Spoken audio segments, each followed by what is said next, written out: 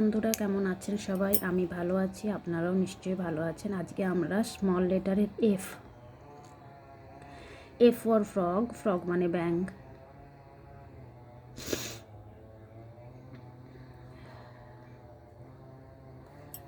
আমাদের কাছে মনে হতে পারে এই লেখাগুলো অনেক ইজি, কিন্তু বাচ্চার কাছে এগুলো কখনো ইজি না। তাই সবসময় বলছি একটু কেয়ারফুলি বাচ্চাকে শেখানোর চেষ্টা করবেন, বিরক্ত কখনোই হবেন না।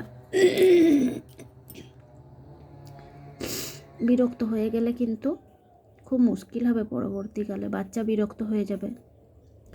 আমরা বড়রা যেটা করি বাচ্চারা তো সেটাই করে না। ঠিক সেরকম লেখার ক্ষেত্রেও যদি আমরা বিরক্ত প্রকাশ করি বা ওর লেখা হচ্ছে না দেখে যদি বিরক্ত হয়ে যাই, সাথে সাথে সেও কিন্তু বিরক্ত হয়ে যাবে। তো 4 লাইন্স কপিতে আমি লাইনগুলো টেনে জাস্ট দেখাচ্ছি। লিখব এভাবে এফ ফর ফ্রগ, ফ্রগ মানে ব্যাঙ।